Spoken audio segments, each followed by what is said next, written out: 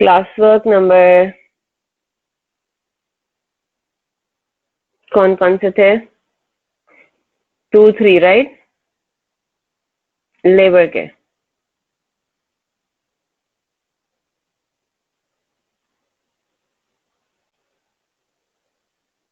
जी जनाब बताइए।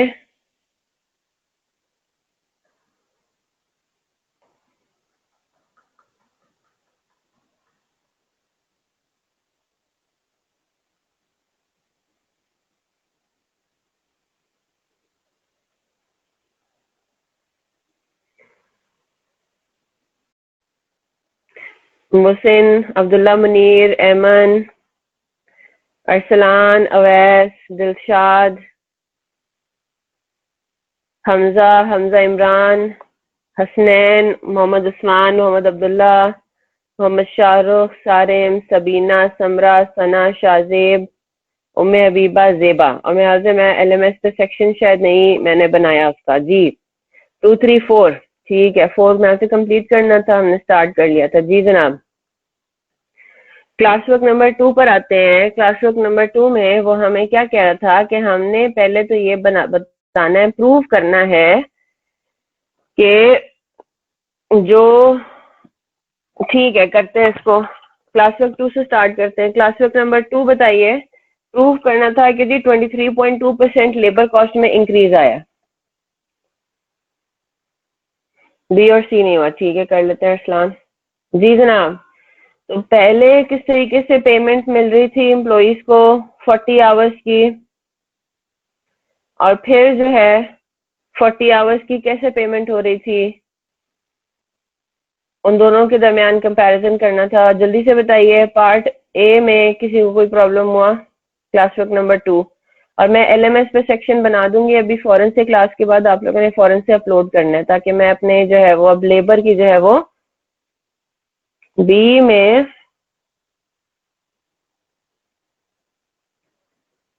ये आप इसकी बात कर रहे हैं, क्लास वर्क 2 की बात कर रहे हैं? पहले ए का बताइए, पार्ट ए में किसी को कोई प्रॉब्लम? अच्छा इसका मैंने बना दिया। ठीक है।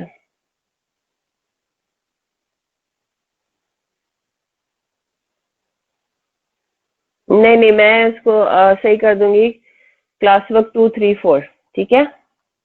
क्लास वर्क 2, 3, 4 जिन लोगों ने अपलोड नहीं किया वो एलएमएस पे अपलोड कर देंगे, ठीक है। प्रैक्टिस क्वेश्चन 2, 3, 4 लिखा हुआ है, एक सेकेंड मैं यहीं पे देख लेती हूँ। मिनट। असल में कल जो है मैं बिल्कुल अवेलेबल नहीं थी, तो I wasn't able to.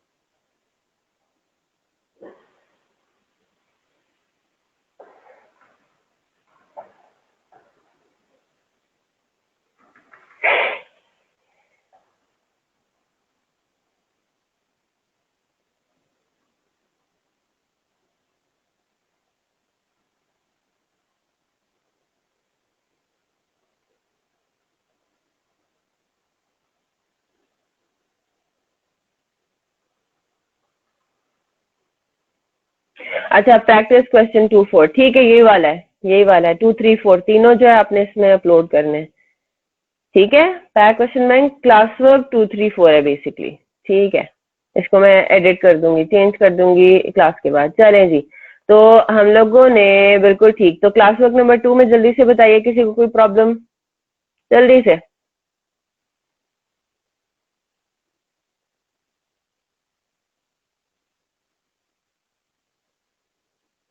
Part B में किसी को कोई प्रॉब्लम? मैं सिर्फ इसको थोड़ा सा एक्सप्लेन करना चाहूंगी, थोड़ा सा डिस्कस करना चाहूंगी। आपके पास जाहिर सी बात है जब आप कोई इंसेंटिव देते हो तो आपके पास क्या होता है, टोटल कॉस्ट तो आपकी बढ़ती है। ये चीज मैंने आपको एक अच्छे प्लान की वो भी बताई थी, है ना। मैंने आपको एक अच्छे प्लान का वो भी डेफिनेशन भी बताया था कि एक अच्छा प्लान वो होता है कि जिसमें टोटल अर्निंग्स तो इंक्रीज होती हैं, लेकिन जो पर यूनिट कॉस्ट होती है वो आपकी डिक्रीज करती है ना। तो इसको हम ये कहेंगे कि जाहिर सी बात है, हम लोग जब अपने उनको इंसेंटिव्स दे रहे हैं लेबर को, तो हमारा लेबर कॉस्ट तो बढ़ेगी। 23.2% अप्रोक्सीमेटली से टोटालिटी में वो बढ़ रही है ना।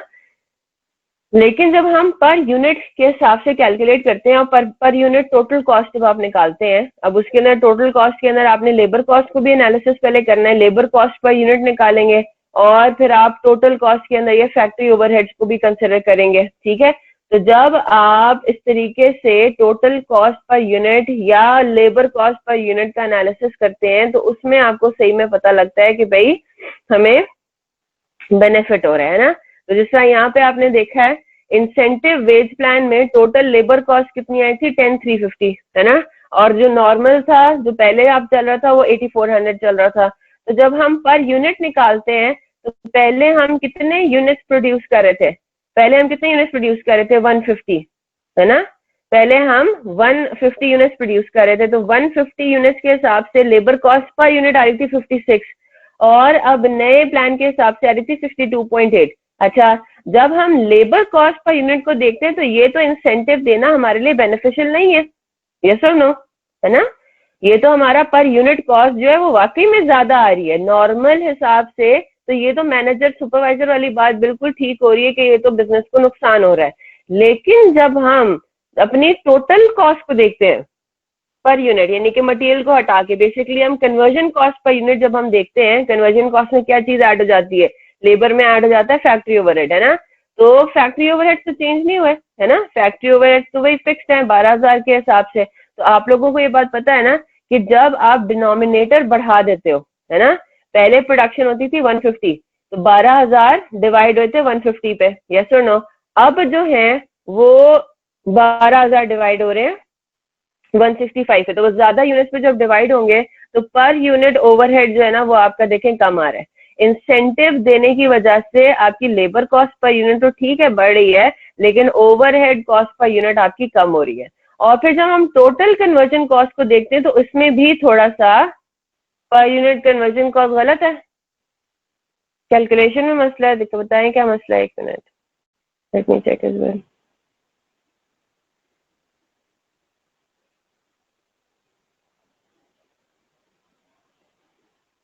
अच्छा, डेसिमल्स का मसला है ना, चलें ठीक है, डेसिमल का मसला है।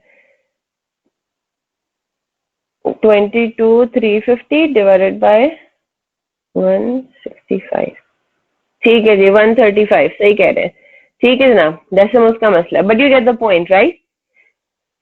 तो जब हम उसको टोटल जो है वो कन्वर्जन कॉस्ट पर यूनिट निकालते हैं, तो उसमें भी हमें बिल्कुल हल्का सा डिफरेंस नजर जरूर आ रहा है, बहुत ज्यादा फर्क नहीं पड़ रहा टोटल कन्वर्जन कॉस्ट पे, है ना। तो फिर हम क्या कहेंगे कि decrease in conversion cost minimum है। लेकिन इसके अंदर हम एक बात ये कह सकते हैं कि जाहिर सी बात है, हम ये पूरा हमने इंसेंटिव दिया क्यों था अपने एम्प्लॉइज को, वर्कर्स को, इसलिए दिया था क्योंकि हमारी डिमांड बढ़ रही थी। क्वेश्चन में इस तरह से सिनेरियो बताया हुआ है ना। तो इस उसका total conversion cost per unit पे ठीक है, इतना कोई खास फर्क नहीं पड़ रहा इस इंसेंटिव देने का, है ना। लेकिन हमारे पास क्या है, हमारे पास customers have been calling in for additional units, है ना। तो वर्क आवर्स इंक्रीज करे बगैर ही हम अपनी प्रोडक्टिविटी बेसिकली बढ़ा रहे हैं, यहाँ पे प्रोडक्टिविटी बढ़ रही है ना। तो ये हमारे लिए बेनिफिशियल है। हम ये कहेंगे कि जी हमारा supervisor was not correct in assuming कि the increase in wage plan was too costly, इसमें हमें लॉन्ग टर्म बेनिफिट मिलेगा। क्लास वर्क नंबर 3 पर आते हैं। क्लास वर्क नंबर 3 में आप लोगों को अपेरेंटली पार्ट्स बी और सी में प्रॉब्लम हो रहा है, ए में किसी को कोई मसला?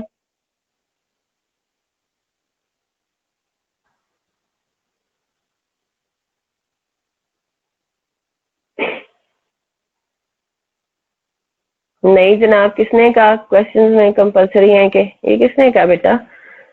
मैं कभी क्या पीछे वाले सोल्यूशन को देख के करती हूँ सॉल्व, या मेरा सोल्यूशन जो है वो पीछे वाले से एग्जैक्टली डिटो मैच करता है, मतलब वर्किंग एंड ऑल?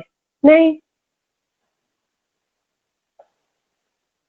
अपने हिसाब से करें, अनलेस कि कोई जिस तरह स्टॉक लेजर कार्ड वगैरह बनाना है या ऐसा कोई काम है। अच्छा जी, पार्ट बी में वो क्या कह रहा है, if 100% bonus plan is used and 880 units are produced in a 40-hour week, तो सवाल ये उठता है कि इसके अंदर बेसिकली कौन से बोनस की बात की जा रही है। यहाँ पे तो हमें समझ में आ रहा है कि टाइम सेव्ड है ना, तो ये हॉल से बोनस प्लान के बारे में वो बात कर रहा है। And we are talking about individual bonus plan, है ना, इंडिविजुअल बोनस आपके हम बात करें, तैयब की बात कर रहे हैं सिर्फ। फिर उसके बाद सेकेंड वो कह रहा है, if the 100% bonus plan is used and 880 units are produced in a 40-hour week, इसमें कौन सा अप्लाई होता हुआ नजर आ रहा है आपको? कौन सा बोनस प्लान? 100% बोनस प्लान से क्या मुराद है? यहाँ पे रोमन प्रीमियम प्लान अप्लाई होगा, एफिशिएंसी वाला, ठीक है। जहां पे एफिशिएंसी होती है, क्या होता है उसमें, आपका जो रेट होता है वेज का, ठीक है, जो वेज का रेट होता है वो आपका क्या होता है, ठीक है, बिल्कुल ठीक किया अरसलान। तो वेज का रेट जो है वो आपका 100% चेंज होगा आपके एफिशिएंसी की वजह से, ठीक है, आपका यानी कि टोटली चेंज होगा आपका। तो 100% bonus plan is used in 880 units are produced in a 40-hour week, तो हॉल से बोनस प्लान इसमें अप्लाई करना है, हो जाएगा। अब ये सी पर आते हैं। अब सी में वो अपने ही एक बता रहा है, कोई बात नहीं, इस तरह भी होता है, मैनेजमेंट जो है वो अपने हिसाब से भी कोई आपको पॉलिसी बता सकती है कि भी क्या पॉलिसी होनी चाहिए। If an incentive plan is used providing an hourly rate increase of 5% for all hours worked each day, ठीक है, the that quota production is achieved. वो क्या कह रहा है कि and records indicate earnings considering paid on commutative basis। वो क्या कह रहा है, वो ये कह रहा है कि जिस जिस दिन हमारी स्टैंडर्ड प्रोडक्शन के इक्वल या स्टैंडर्ड प्रोडक्शन से ज्यादा एक्चुअल प्रोडक्शन होती है टोटल, उस दिन हम अपने जितने भी आवर्स हमने काम किए होंगे ना, उस दिन हमने हर घंटे पे 5% इंक्रीज दे देना है, ठीक है, बेसिक वेज से, ठीक है जनाब। तो सवाल उठता है कि हमारा स्टैंडर्ड कितना है, वो उसने ऊपर आपको बता दिया, 20 यूनिट्स पर आवर आपका स्टैंडर्ड है इन एन 8-hour डे। तो मुझे बात बताइए, एक दिन का कितना स्टैंडर्ड प्रोडक्शन हुआ? 20 इंटू 8 160, है ना। तो हमने जिस दिन भी तैयब 160 यूनिट्स के इक्वल या 160 यूनिट से ज्यादा, तो हमारा कोटा कितना हो गया? 160 यूनिट्स हो गया। तो जिस दिन भी तैयब जो है 160 या 160 यूनिट से अबव प्रोडक्शन करता है, उस दिन उसको हर घंटे का 5% ज्यादा मिलेगा, इंक्रीज मिलेगा। तो जब हम देखते हैं तो उसने मंडे में भी 8 घंटे काम करके 160 यूनिट्स प्रोड्यूस किए, ट्यूसडे को भी 8 घंटे काम करके 170 यूनिट्स प्रोड्यूस किए, और तो तीनों दिन जो है वो उसने 160 यूनिट से ज्यादा प्रोड्यूस किए, राइट। तो उसको क्या होगा, तीनों दिन के टोटल कितने बनते हैं? 8 + 8 + 8 24, है ना। तो पूरे हफ्ते में हम उसको क्या कहेंगे, या तो आप डेली कैलकुलेट कर लें या फिर आप वीकली कैलकुलेट कर लें, कम्यूटेटिव है लेकिन इसलिए आप बेहतर है कि इस तरह से कैलकुलेशन करें। कैसे इसको करेंगे? हम ये कहेंगे कि भाई इसकी जो टोटल अमाउंट बनती है,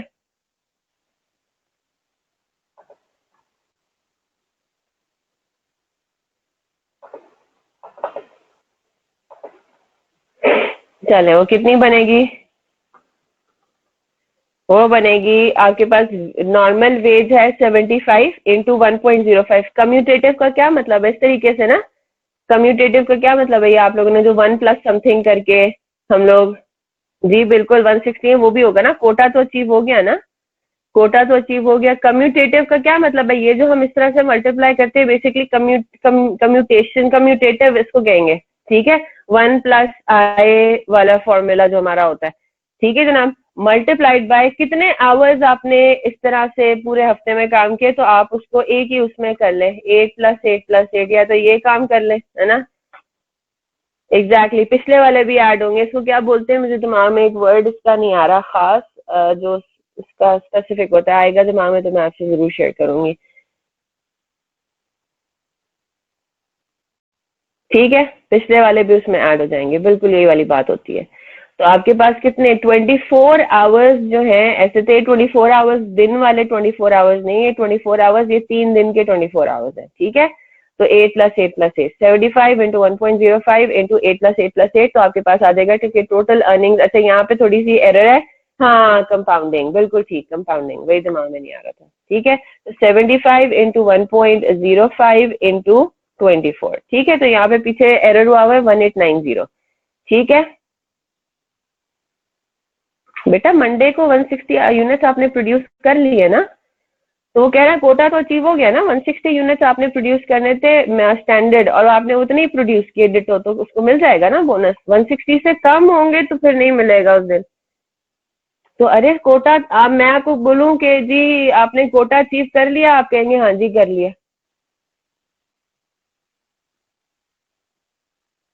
उसने एग्जैक्टली कोटे के हिसाब से प्रोडक्शन किया ना, जितना कोटा प्रोड्यूस करना था उतने एग्जैक्टली उसने उतना किया मंडे को। ट्यूसडे वेंसडे को उसने उससे भी ज्यादा कर लिया, तो तीनों दिन वो क्वालिफाई करेगा ना बोनस के लिए। बेटा ये 24 hours are not 24 hours of the day, ये 24 आवर्स कौन से हैं? 1 2 3, 8 + 8 + 8, 3 दिन के बारे में बात हो रही है। और तीनों दिन जो है, अब अगर लेट्स से कि वो मंडे को नहीं अचीव कर पाता, मंडे को यूनिट्स होते 155। ठीक है, अगर मंडे को 155 होते तो फिर 24 आवर्स नहीं होना था, फिर कितना होना था? 16 आवर्स होना था। इसीलिए मैंने ब्रैकेट में ये वर्किंग कर ली है। मैं पीछे से तो देख ही नहीं रही सोल्यूशन। 40 आवर का वीक है ना, हमने 3 दिन का निकालना है बेटा। ए और बी में भी हम 3 दिन का हाँ, इसमें इसमें देखो, इसमें हम ये अज्यूम कर सकते हैं मोहम्मद हमजा, इसमें पूरे हफ्ते में उसने इसका मतलब है स्टैंडर्ड प्रोडक्शन अचीव की होगी ना। बात समझ आई? इसमें फिर हो सकता है इन्होंने पूरे हफ्ते में से ये 3 में दे दिया कि ये 3 दिन है कि जिसमें उसने स्टैंडर्ड प्रोडक्शन से ज्यादा जो है वो अपनी वो की है, तो फिर आप कैलकुलेट कर लोगे कितना बनता है। तो इसलिए फिर हम 40 आवर्स थोड़ी लेंगे ना। 40 आवर्स तो उसका मतलब ही हुआ कि उसने 500 दिन जो है वो अपना स्टैंडर्ड प्रोडक्शन से ज्यादा कोटे या कोटा के इक्वल या कोटे से ज्यादा प्रोडक्शन की, तो वो तो हमें नहीं पता। ठीक है, क्लियर होगी बात? जल्दी से क्लास वर्क नंबर 4 पर आते हैं। क्लास वर्क नंबर 4 में अच्छा हम लोगों ने क्या चीज कर, पार्ट ए कर लिया था, राइट?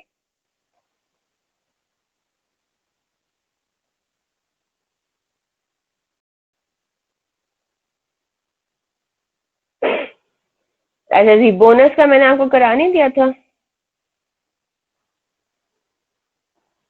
दोनों में फर्क क्या है बेटा? वीकली बेसिस पे आपने इसमें देखना है, यहाँ पे आपने डेली बेसिस पे देखना है। और ये मैं आपको एक सवाल करा भी चुकी हूँ कि अगर हम वीकली बेसिस पे बोनस की कैलकुलेशन करें, टोटालिटी के बेसिस पे करें, और अगर डेली बेसिस पे करें तो क्या फर्क आएगा? तो बोनस की क्या समझ में नहीं आई? बोनस का वो कह रहा है कि आपको 60 रुपीज एन आवर पे होंगे। बेस रेट आपका 60 रुपीज पर आवर है, और फिर 400 यूनिट से ज्यादा आपने जितने भी प्रोड्यूस किए होंगे उसके 100 रुपए मिलेंगे 500 वर्कर्स को। 20 तो नहीं, 20 पर लेबर आवर गिवन है, हाँ बिल्कुल। 60 तो बेस रेट है ना बेटा, और ये फैक्ट्री ओवरहेड्स भी 60 रुपी पर आवर है। आप कंफ्यूज हो रहे होगे उससे, पर डायरेक्ट लेबर आवर।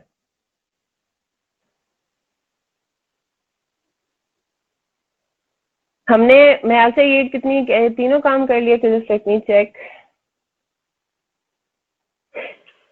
हाँ ये देखो,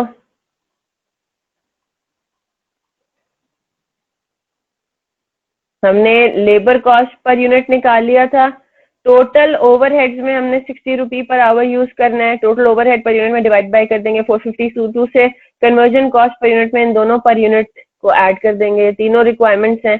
वीकली बेसिस पे क्या काम होता है वो तो हमने कर लिया है। ठीक है, अब हम डेली बेसिस को देख, डेली बेसिस को जल्दी से मैं आपको सॉल्व करवा देती हूँ। क्या पोजीशन है डेली बेसिस में? वही काम करना है। अब आपने Monday, Tuesday, Wednesday, Thursday, Friday, हर एक का इंडिविजुअल आपने काम करना होगा, है ना। आपको देखना है कि भाई कितने आपके आवर्स सेव्ड हैं, सॉरी कितने आपके एक्सेस यूनिट्स हैं, है ना। एक्सेस यूनिट्स आपके कितने हैं, तो हम कितना करेंगे, किससे कैसे करेंगे? चले जी, daily earnings of the group से क्या मतलब है? 5 दिन आप कर रहे हैं तो हर दिन 8 घंटे बनते हैं। ये बात को सबको समझ आ गई ना? हर दिन कितना बनता है? 8 घंटे बनते हैं। इन्होंने हर दिन के आपको यूनिट्स प्रोड्यूस भी बता दिए। अच्छा जी, मुझे बात बताइए, डेली चेक करने के लिए कि हमने डेली कितना प्रोडक्शन किया, हम किस फिगर से कंपेयर करेंगे कि वो बोनस से क्वालिफाई करता है नहीं। ये तो उसने 400 यूनिट्स बताया हुआ पूरे हफ्ते का, कि अगर पूरे हफ्ते में 400 यूनिट से ज्यादा तजावुज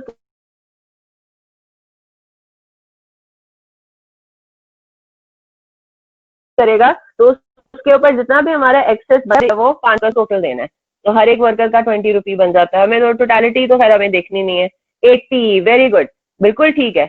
अगर उन्होंने क्वेश्चन में आपको बताया हुआ है कि 400 यूनिट्स बेंचमार्क है आपका पर वीक, है ना, तो इसका मतलब ये हुआ कि पर डे कितना बनता है,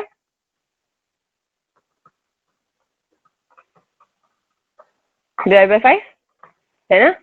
तो अब आपने क्या करना है कि बोनस को चेक करने के लिए देखना है कि आपके 80 यूनिट से ज्यादा हर दिन बन रहे नहीं बन रहे, है ना। तो हम क्या करेंगे यहाँ पे, एक्चुअल प्रोडक्शन। ठीक है जनाब, एक्चुअल प्रोडक्शन कितनी है, 72 है, यहाँ पे 81 है, यहाँ पे 95 है, इस दिन 102 है और इस दिन भी 102 है। टोटल आपने 450 यूनिट्स प्रोड्यूस करे पूरे हफ्ते में। तो आपने इसको किससे कंपेयर करना है, बोनस के यूनिट्स के लिए, है ना, बोनस के यूनिट्स। तो मंडे को तो बोनस मिलेगा ही नहीं, यस और नो, है ना। बोनस यूनिट्स आपने कंपेयर करने हैं उनको 80 यूनिट से हर दिन। तो मंडे को तो कोई बोनस नहीं मिलता क्योंकि आपने 80 यूनिट से कम प्रोड्यूस किए हैं। यहाँ पे आपके पास कितने यूनिट्स बनते हैं, 1 यूनिट बनता है, यस और नो। यहाँ पे कितने बनते हैं, यहाँ पे बनते हैं 15 यूनिट्स, 95 प्रोड्यूस किए हैं। यहाँ कितने मिलते हैं, ये 102 माइनस 80, ठीक है। तो यहाँ पे 22 यूनिट्स, यहाँ पे 22 units. Is that clear, yes और नो।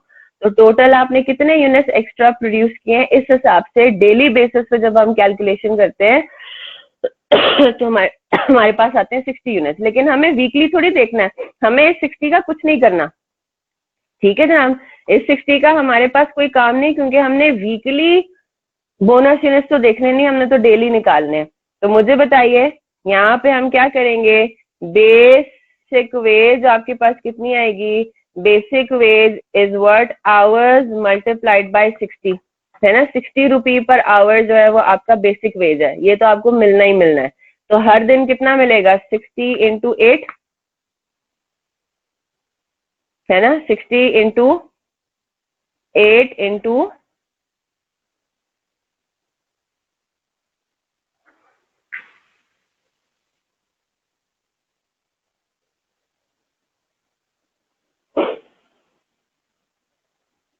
हाँ जी 60 इंटू 8, बस 40 आवर्स कलेक्टिवली ये लोग कर रहे हैं ना। ठीक है जी, यहाँ तक बात क्लियर होगी। बेसिक वेज तो आपको इस तरीके से मिल जाएगी 480 के हिसाब से हर दिन की। ठीक है जी, यहाँ तक बात क्लियर होगी सबको, इसमें किसी को कोई प्रॉब्लम। अब हम आते हैं किसके ऊपर, अब उन्होंने ये आपको बताया है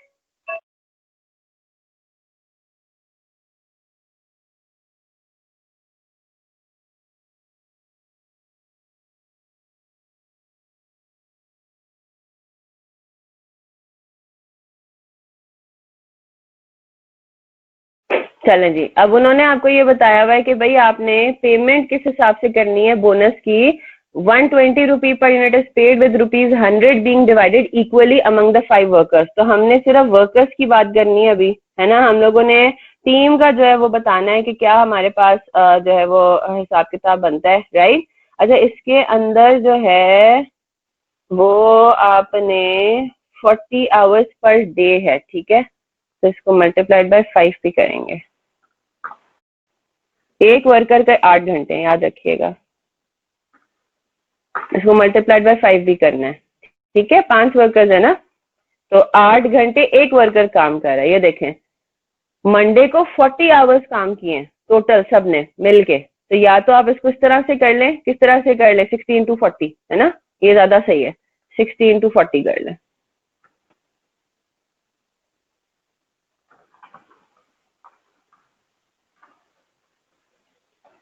क्योंकि आपको क्वेश्चन में इन्होंने आवर्स दे दिए हुए हैं ना। उन्होंने बता दिया हुआ है कि मंडे को कितने घंटे काम हुए, मंडे को 40 आवर्स काम हुए। तो 40 आवर्स बेसिक वेज के हिसाब से कितना बनता है, बेसिक वेज आपकी होगी 40 hours multiplied by 60 rupee per hour. तो हर दिन का यही हिसाब किताब होगा। 5 वर्कर्स है ना, तो हम वो तो एक वर्कर का निकाल रहे थे। फिर उसके बाद आता है बोनस। ठीक है। बोनस कितना होगा? मंडे को कोई बोनस किसी को नहीं मिलेगा टोटल, ठीक है। ट्यूसडे को कितना बोनस मिलेगा? 1 into 100। हाँ जी, ठीक है। 100 रुपए के हिसाब से ये आपका बोनस होता रहेगा। Is that clear? यस और नो?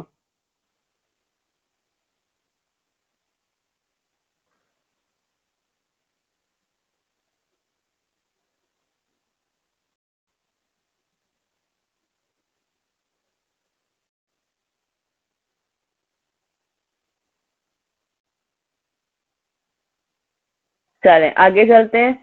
फिर उसके बाद हम क्या किस पर आएंगे? हमारे पास टोटल वेजेस आ जाएंगी।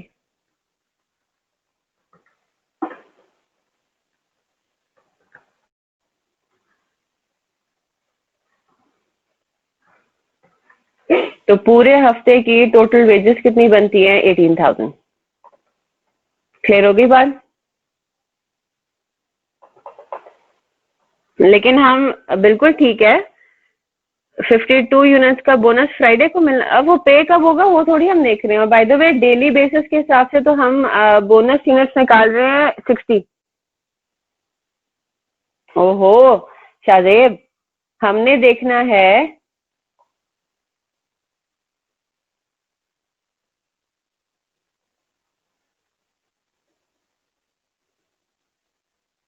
हाँ, हमने ये देखना है कि हमारे पास डेली बेसिस पे बेसिकली किस तरह से हम कैलकुलेट करेंगे चीजों को। बात समझ आई?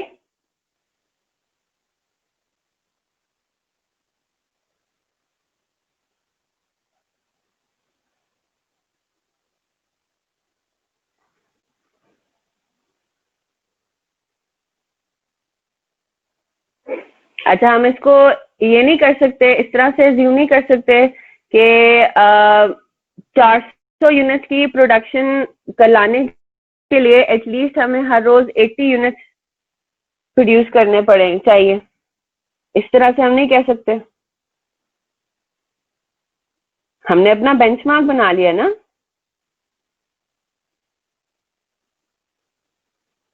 हमें 400 यूनिट तक एटलीस्ट लेकर आना है अपनी टोटल प्रोडक्शन को। तो उसके लिए अगर हम ये देखें कि भाई डेली हमें कितना प्रोड्यूस करना पड़ेगा, एटलीस्ट 80 यूनिट्स। तो जिस दिन 80 यूनिट से ज्यादा एक्सीड करेगा, हमें क्या नजर आ रहा होगा? हम ये कहेंगे कि अच्छा जी, इसका मतलब है हम पूरे हफ्ते में 400 यूनिट से ज्यादा प्रोड्यूस करने की पोजीशन में हैं। ऐसे नहीं कर सकते।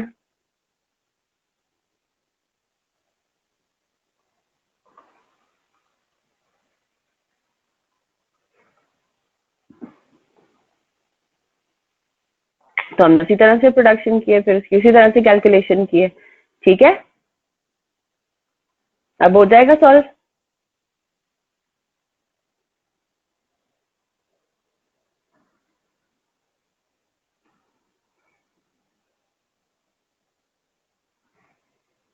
जी बिल्कुल डिफरेंट होगा।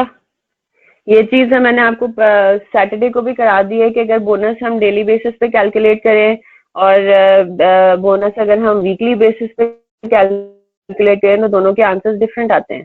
पीछे आंसर 13,800 है।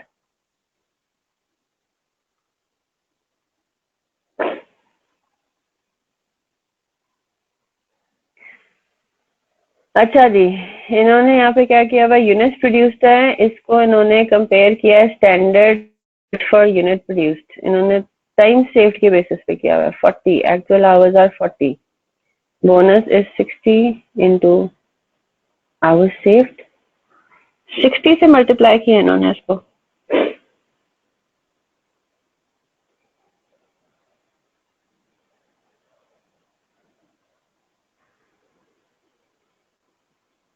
इन्होंने यहाँ पे टाइम सेव्ड मेथड यूज किया है बोनस के लिए। एक मिनट, ग्रुप बोनस प्लान में टाइम सेव्ड के हिसाब से तो कोई भी नहीं था ना, रेट इन्होंने दिया हुआ।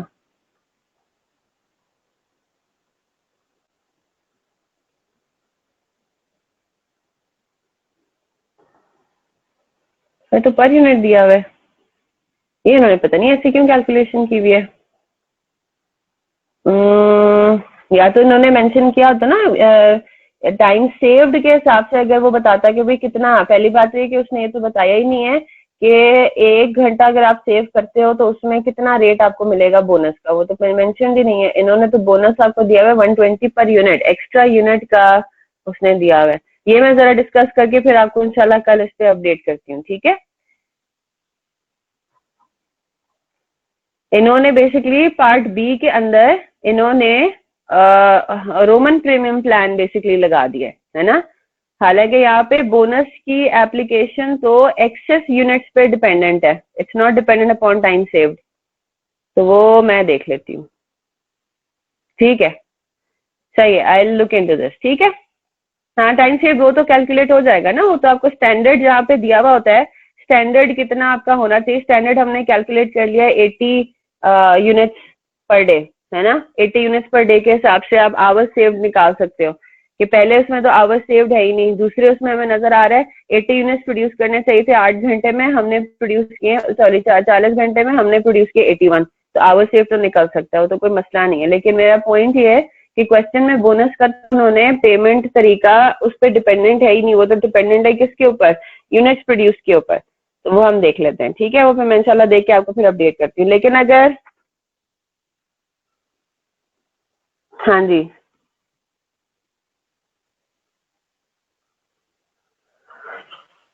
नहीं गलत तो नहीं होगा, अब अगर मैनेजमेंट चाहे तो वो उसको इस तरह से भी असेस कर सकती है शाजिब। अब उसने आपको कहा है कि भाई डेली बेसिस पे आपने देखना है, अगर हम अभी मैनेजमेंट देखेगी ना, ठीक है, मैनेजमेंट करेगी, अगर उसने बोला हुआ है कि भाई डेली बेसिस पे बोनस की कैलकुलेशन होगी, तो वो जाहिर सी बात है, तो वो इस तरह से उसने इतने कॉन्फिडेंस से अगर बात की है तो ये बात अंडरस्टूड होगी कि भाई प्रोडक्शन एक्सीड कर ही जाएगी 400 यूनिट से।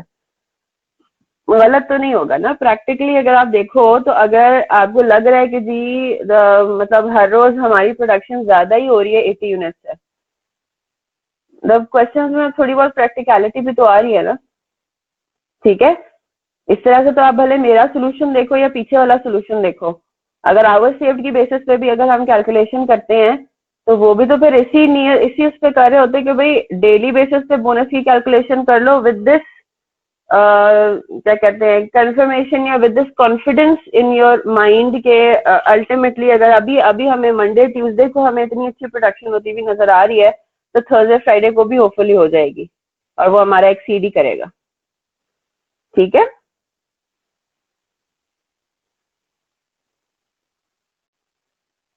तो हमने बेसिकली फिर 2 दिन की तो देनी है। अगर फॉर एग्जाम्पल अगर आपकी वाली बात है कि अगर इस तरह का कुछ होता है कि आपका जो पूरे हफ्ते की जो प्रोडक्शन है वो 400 यूनिट्स तक नहीं अचीव कर पाती, लेकिन 2 दिन जो है वो डेली प्रोडक्शन के कोटा क्रॉस कर जाता है, तो अगर आपकी पॉलिसी है कि आपने 400 यूनिट्स का बेंचमार्क रखा हुआ है लेकिन आपने बोनस देना है डेली बेसिस पे, तो आपको फिर देना पड़ेगा बोनस, ठीक है। मतलब ये पॉलिसी है ना, ये तो पॉलिसी है, इसमें कोई स्टैंडर्ड या कोई रूल वूल तो है नहीं। मैनेजमेंट ने अपने वर्कर्स को ये बता दिया कि भाई आपने हफ्ते में 400 यूनिट से ज्यादा की प्रोडक्शन करनी है, लेकिन जिस दिन भी डेली कोटा आपका क्रॉस हो गया उस दिन का आपको बोनस मिल जाएगा। हो सकता है इस तरह?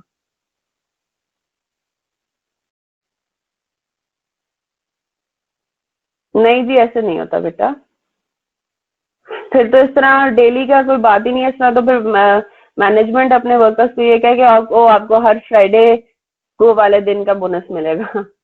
फ्राइडे को जी बोनस मिलेगा, पता चलेगा कि जी क्या हिसाब किताब है।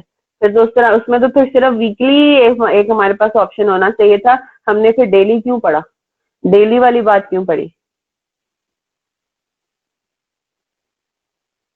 ऐसा नहीं होता, जब आप इंसेंटिव देते हो ना तो वर्कर्स भी कोशिश करते हैं कि हर रोज हमें एक्स्ट्रा पैसे मिले, मतलब आप खुद ही सोचो ना, won't they want to make extra money every day of the week.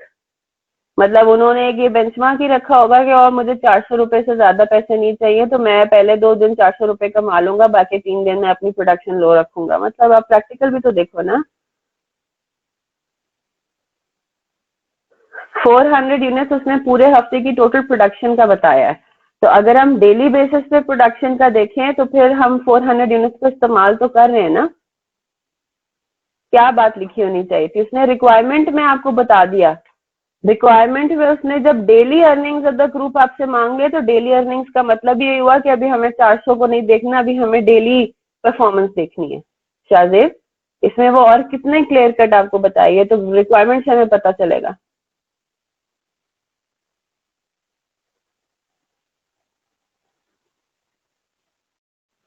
बेटा एक वर्कर जो है वो चाहेगा कि हर दिन का उसका बोनस ज्यादा बने। अगर मैनेजमेंट ने उसको ये कम्युनिकेट कर दिया है कि जी आपको बोनस मिलना है डेली परफॉर्मेंस के हिसाब से, क्या बातें कर रहे हैं आप लोग? प्रैक्टिकल भी तो देखें ना, सिर्फ हम बुकिश वो थोड़ी देख रहे हैं, प्रैक्टिकलिटी में भी देखना है आप लोगों ने चीजों को लेकर। क्यों पढ़ रहे हैं हम इंसेंटिव प्लान? क्या वजह है इंसेंटिव प्लान की? कि भाई ताकि वर्कर्स हर रोज काम ज्यादा करें, बहुत भी रेयर हैपनिंग हो जाए तो फिर उनकी प्रोडक्टिविटी इंक्रीज होते होते एकदम से डिक्रीज होगी, वरना तो इंक्रीजिंग ट्रेंड ही हमें ज्यादातर एक्सपेक्ट करना चाहिए ना। चले वट एवर द केसेस उसको सिंपल ही रखें, ज्यादा कॉम्प्लिकेशंस मत लेकर आए शाहजेब। ये होना चाहिए था, ये नहीं होना चाहिए था, क्वेश्चन में जो आपको बताया गया आपने वैसे ही लेके चलना है। क्लियर होगी बात? इतना ज्यादा भी मत करें, प्रैक्टिकलिटी को भी दिमाग में लेकर आए कि इस तरीके से नहीं होता। इस तरह तो इफ एंड बट्स बहुत ज्यादा है, बहुत ज्यादा इफ एंड बट्स निकल आएंगे तो फिर तो हम हर चीज को कैसे कंसिडर कर सकते हैं? ठीक है, तो फिर हमारे पास और भी जो है वो स्कीम्स होती हैं, इंसेंटिव स्कीम्स होती हैं। हमने जैसा दो तो पढ़ ली हैं, इंडिविजुअल जो इंसेंटिव स्कीम्स है और ग्रुप इंसेंटिव स्कीम्स हो, उसको हमने देख लिया है। और अब हमारे पास ये जो है दो और है हमारे पास, प्रॉफिट शेयरिंग स्कीम्स है और शेयर इंसेंटिव स्कीम्स है। ये जो है इसमें हेडिंग डाल देती हूँ और ये चीज आप देखेंगे कहाँ पे, फिर अब हम देख लेंगे, समझ लेंगे ये क्या होता है। Profit sharing schemes by, as the term itself indicates, as the name itself indicates, what is meant by profit sharing scheme? Profit sharing scheme basically ऐसा स्कीम होता है जिसमें वो आपको क्या कह देता है, वर्कर्स को ये कहता है कि जी आपको 2% ऑफ द प्रॉफिट आपको मिलेगा। तो अब जाहिर सी बात है जो वर्कर है वो अब जाहिर सी बात है काम करेगा टुवर्ड्स द प्रॉफिट मेकिंग, है ना। तो हम इस सिनेरियो के अंदर प्रॉफिट परसेंटेज जो है वो अग्री कर लेते हैं विद द वर्कर्स। ठीक है जी, या तो अब वो डिपेंड करता है, वो पॉलिसी पे डिपेंड करता है। इसको लिख लें, प्रॉफिट शेयरिंग स्कीम क्या होता है? Profit percentage is agreed upon with the workers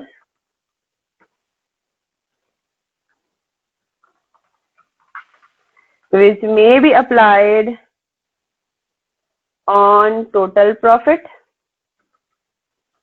or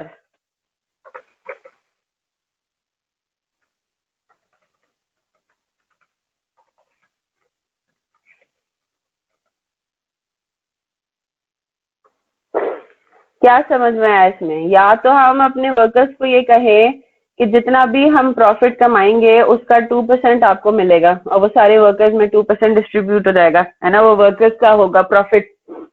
या फिर हम ये कहें कि भाई देखिए हमारा टारगेट है 20,000 रुपए का प्रॉफिट कमाना है इस हफ्ते में, ठीक है, तो या इस महीने में, जो भी हमारे पास हिसाब किताब है, तो 20,000 रुपए से ज्यादा प्रॉफिट जितना भी कमाएंगे ना उसके ऊपर 2% आपको मिलेगा। ये भी हो सकता है।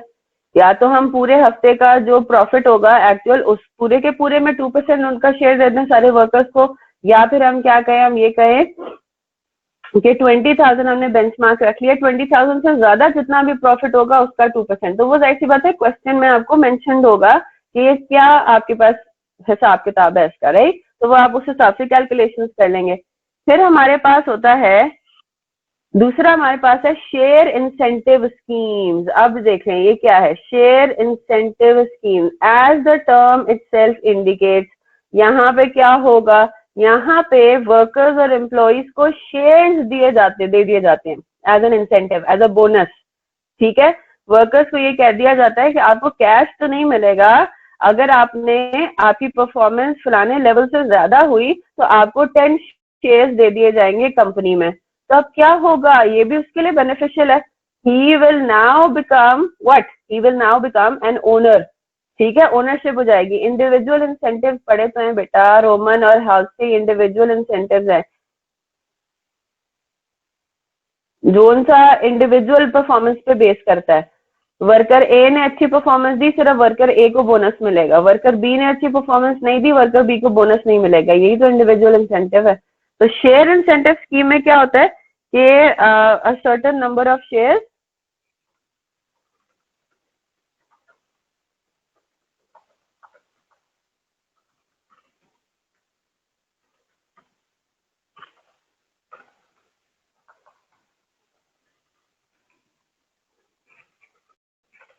ठीक है। तो ये बात आई होप आपको समझ में आ जाएगी। अब जब वो एक कंपनी का शेयर होल्डर बन जाएगा तो उसका ज्यादा इंटरेस्ट डेवलप हो जाएगा ना अब उस कंपनी की सक्सेस के अंदर, ठीक है ना। तो ये भी उसको एक मोटिवेट करने का तरीका है कि आप उसको कैश देने के बजाय आप उसको ये कहो कि जी आपको कंपनी के शेयर मिल जाएंगे। तो जिस कंपनी में वो काम कर रहा है उस कंपनी में वो शेयर भी बेसिकली खरीद रहा है। अच्छा जी, अब एक और चीज थी जो कि मैंने डेफर कर दी थी और वो है हाई डे रेट सिस्टम, ठीक है। अब हाई डे रेट सिस्टम क्या होता है? हाई डे रेट सिस्टम में कुछ इस तरीके से आपसे बात की जा रही है कि उसमें भी वर्कर जो है वो ऑटोमेटिकली मोटिवेट हो रहा है टू प्रोड्यूस मोर, ठीक है। फॉर एग्जाम्पल, ठीक है, एग्जाम्पल देख लेते हैं हाई डे रेट सिस्टम की।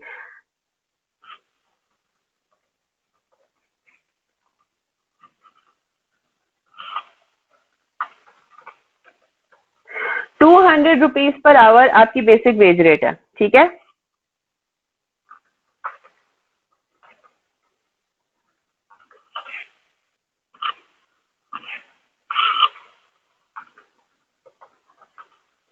Minimum required production is 50 units per day.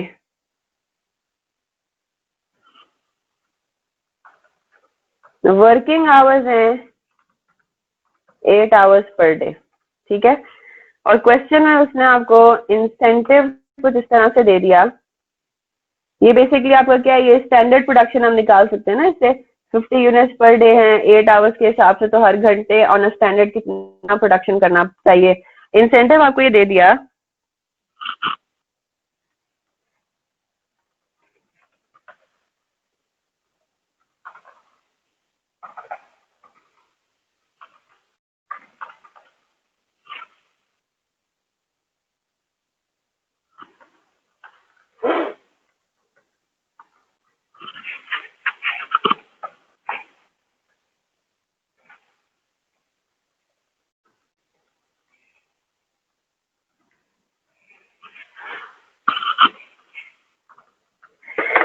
क्या नजर आ रहा है इसके अंदर?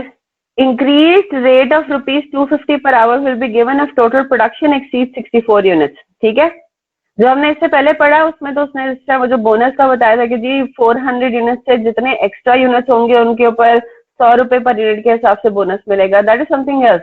यहाँ पे वो कह रहा है कि वैसे आपने ₹200 पर आवर के हिसाब से काम करना है, लेकिन अगर टोटल प्रोडक्शन जो है डेली प्रोडक्शन ऑब्वियसली बात है वो आपकी 64 यूनिट से ज्यादा हो जाती है, तो फिर आपने जितने भी जितने भी घंटे काम किए हुए हैं उन सारे घंटों के आपको कितने मिलेंगे? 250 पर आवर। तो this is called high day rate system, ठीक है। ये आपके पास क्या है? This is called high day rate system. यहाँ तक बात क्लियर होगी? तो अब जाहिर सी बात है हम एक्चुअल प्रोडक्शन हमने देखनी है ना। तो अगर हमारे पास क्या है, रिक्वायर्ड होगा टोटल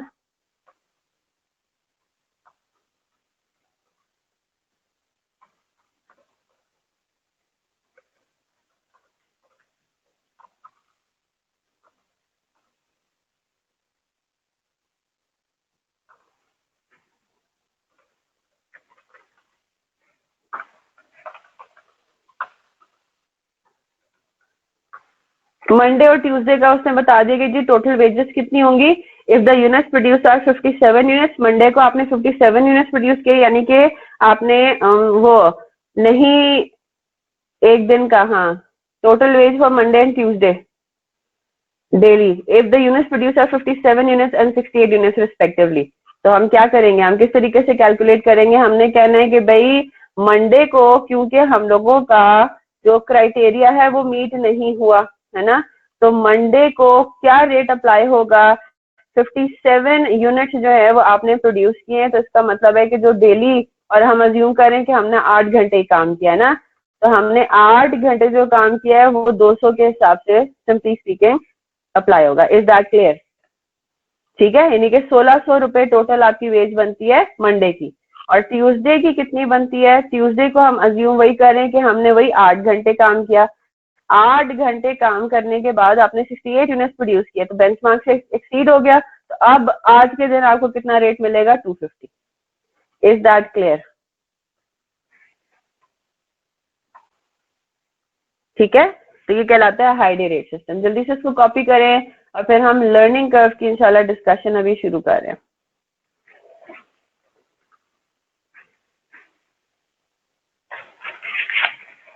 हाँ जी, कॉपी कर लिया सबने?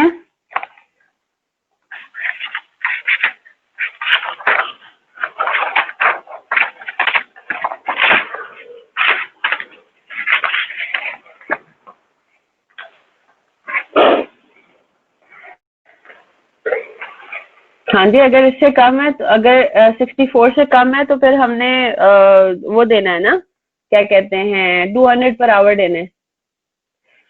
मिनिमम प्रोडक्शन से अभी खैर कम है तो नहीं ना, मिनिमम प्रोडक्शन से अगर कम हो भी तो बेसिक वेज तो आपको मिलती है ना, वो तो हम बोनस वोनस के लिए ज्यादातर इसको यूज करते हैं।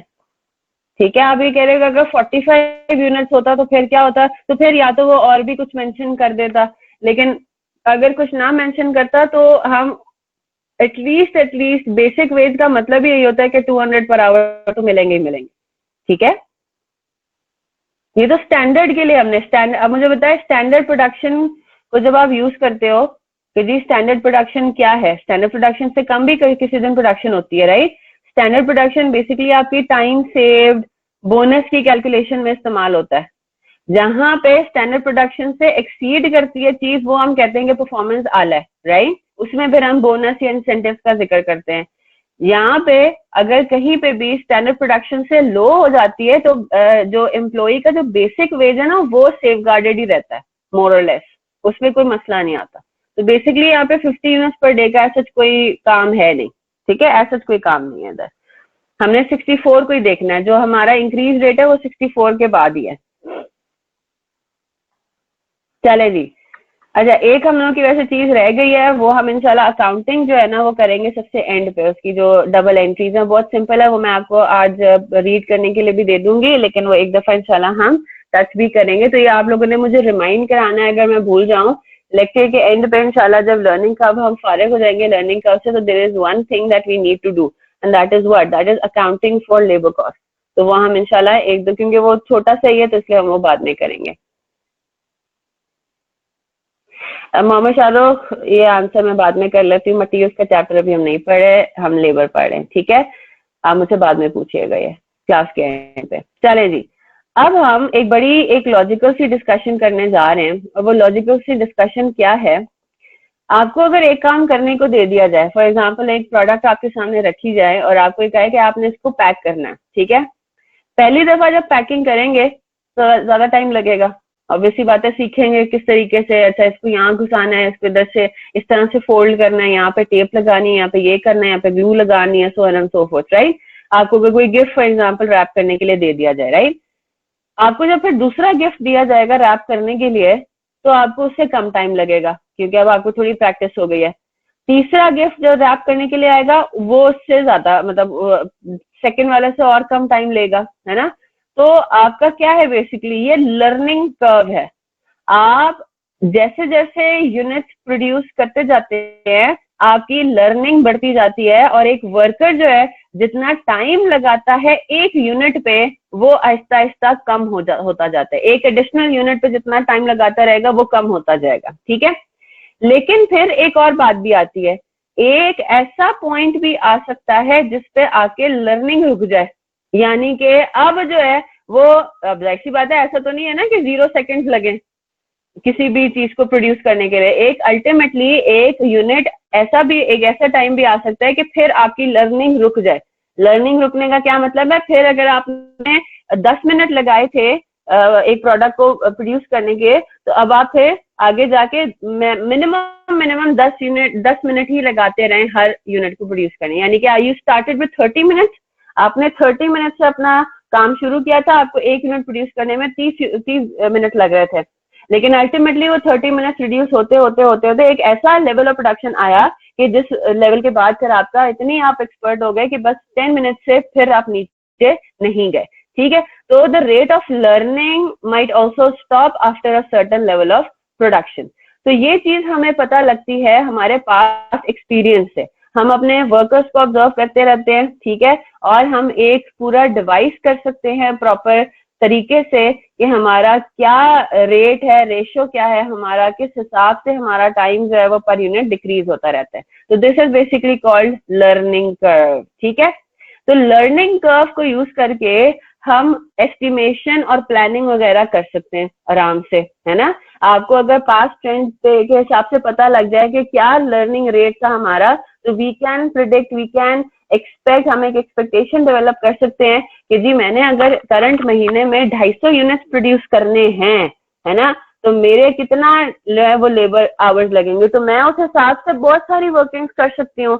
मैंने अगर बेसिक वेज को ऊपर नीचे करना है, मैंने अगर बोनस की कैलकुलेशन करनी है, मुझे ये पता लगा है कि जी लर्निंग कर्व के हिसाब से 250 यूनिट्स में प्रोड्यूस करने हैं, तो मुझे तो 40 घंटे से ज्यादा लग जाएंगे, है ना। तो भाई एक काम ये करते हैं, इंसेंटिव्स ले आते हैं। तो बहुत सारी डिसीजन मेकिंग, बहुत सारी प्लानिंग आपकी इस आंसर के ऊपर डिपेंड कर सकती है ना। अब हम कहेंगे कि अच्छा जी फिर एक काम ये करते हैं कि जी अब मुझे लग रहा है कि जी 50 आवर्स में ये सारा काम होगा, चलो जी ओवर टाइम का हिसाब किताब कर देते हैं, अपने वर्कर्स को ना ओवर टाइम का बता देते हैं कि भाई इस वीक में आपके जो है या इस महीने में आपके 10 घंटे एक्स्ट्रा लगेंगे, तो हम आपको जो है ओवर टाइम भी ऑफर करें, तो फिक्र ना करें, है ना। या आप अपनी बहुत सारी प्लानिंग इस तरीके से पहले से कर सकते हैं। तो learning curve is basically the reduction in future labour cost of product when you expect your labor to learn and produce some goods in less time in future। तो जाहिर सी बात है जब टाइम पर यूनिट कम लगेगा तो labour cost per unit भी आपकी Aahista Aahista reduce होती रहेगी, है ना। अंडरस्टूड है ये। As the learning continues over the periods before the key challenge is computed, its effect on future production time. The technique uses learning curve by applying the learning rate on cumulative future production। अब ये cumulative से क्या मुराद है, सारा काम ही इसी term का है, तो वो हम जरा देखेंगे कि क्या इसका हिसाब किताब बनता है, ठीक है। इसको सिर्फ हम रीड कर लेंगे और बाकी जो है फिर हम इंशाल्लाह कल स्टार्ट करेंगे। What is learning curve theory and where does it apply? Labor time should be expected to get shorter with experience, ठीक है, in the production of items which exhibit any or all of the following features made largely by labor effort। यानी अगर आप देखो तो labour time learning curve वाला scene कहाँ पे ज्यादा हमें अप्लाई होता हुआ नजर आ रहा है, जहाँ पे मैनुअल काम ज्यादा है। ऑब्वियसली बात है मशीन में तो एक ही टाइम लेगा ना, उसके अंदर तो कोई लर्निंग नहीं है। मशीन ने अगर 2 सेकंड में एक आइटम बनाना है तो वो 2 सेकंड ही इसका स्टैंडर्ड रहेगा, उसके पास दिमाग थोड़ी है ना। उसने अगर 20 मिनट अगर उसके अंदर फीड हुआ है कि जी सारे प्रोसेसर्स 20 मिनट में लगेंगे, तो वो 20 मिनट ही लेगा हर प्रोडक्शन के लिए, राइट। तो made largely by labour effort जहाँ पे, वहां पे हम लर्निंग कर्व थ्योरी को अप्लाई करेंगे। ब्रांड न्यू और रिलेटिवली शॉर्ट लिव्ड जहाँ पे प्रोडक्ट्स हो, learning process does not continue इंडेफिनिटली। कौन सी वाली बात हुई, मेरी वही वाली बात हो रही है कि आपके पास अगर आप एक ही चीज प्रोड्यूस करते हो, लॉन्ग टर्म प्रोड्यूस करते हो, तो एक लेवल ऑफ प्रोडक्शन ऐसा आएगा जिसके बाद आपकी लर्निंग खत्म हो जाएगी। क्लियर होगी बात। तो लर्निंग खत्म हो जाएगी तो इसका मतलब ये हुआ कि जो लर्निंग कर्व है, आवाज आ रही है ना सबको, जो लर्निंग कर्व है वो आपका अप्लाई होता है mostly on short lived project, है ना, जिनकी शॉर्ट टाइम है प्रोजेक्ट का, जो इतना ज्यादा हमें जो है वो लंबा हमें नहीं चलाना, ठीक है। तो अगेन इसमें आपका कोई काम नहीं है, ये सब आपको प्रैक्टिकल बताया जा रहा है। क्वेश्चन में आपको दिया हुआ होगा तो आपने जो भी डेटा गिवन होगा आपने उस हिसाब से करना है काम, ठीक है। Complex and made in small quantities for special orders, है ना। तो थोड़े से कॉम्प्लेक्स आइटम्स के लिए हम यूज कर सकते हैं, और जिधर इतनी ज्यादा कह सकते हैं कि प्रोडक्शन इतनी स्मॉल क्वांटिटीज में हो रही है, स्मॉल बैचेस में हो रही है स्पेशल ऑर्डर्स के लिए, तो हम उसमें ये कह सकते हैं कि अच्छा जी हमारे पास जो है वो एक ऑर्डर आया था, उस पर हमने इतना टाइम लगाया, फिर थोड़े दिनों के बाद दूसरा ऑर्डर आया, उस पर ऑब्वियसली बात है कम टाइम लगेगा, so on and so fourth. So eventually after adequate experience there will be nothing new to learn। so the learning process will stop. Generally it is assumed that learning rate cannot be below 50%. क्या मतलब, वो अब learning rate जो है ना वो आपको देगा परसेंटेजेस के पॉइंट ऑफ व्यू से, ठीक है। क्या मतलब हुआ ये कि पहले जितना टाइम लग रहा था अब उससे 50% या 80% कम टाइम लगे, मतलब बेसिकली इसको इस तरह से हम कहेंगे कि अगर लर्निंग रेट आपका है फॉर एग्जांपल 80%, तो हम ये कहेंगे कि टाइम सेव कितना करें, लर्निंग हम करें 80%, ठीक है। 80% हम लर्निंग कर रहे हैं तो हम 20% टाइम सेव कर रहे हैं, ठीक है। इसको हमें आगे जाके और भी देखेंगे। तो लर्निंग रेट आपका वो कह रहा है कि 50% से कम नहीं हो सकता, that is minimum 50% reduced in time because of learning curve effect in a single period. However, the cumulative average time per unit, ये चीज हमने देखनी है, may reduce as much as possible till the learning stops. ये हम आगे जाके पढ़ेंगे learning ये क्या है, cumulative average time per unit से क्या मुराद है। Approaches to learning curve problems, there are two methods that can be used to address learning curve scenarios. एक हमारा tabular approach है, हम tabular approach से ही अपना काम शुरू करेंगे क्योंकि tabular approach में detailed working जब आप करेंगे ना तो फिर आपको जो algebraic approach है यानी कि जो फॉर्मूला है वो आपको फिर समझ में आएगा, ठीक है। तो ये हम इंशाल्लाह फिर, क्योंकि ये थोड़ी ऑब्वियसली बात है, बड़ी एग्जांपल है, तो इसको हम इंशाल्लाह कल आराम से स्टार्ट करेंगे। अब आप लोगों का होम असाइनमेंट क्या है?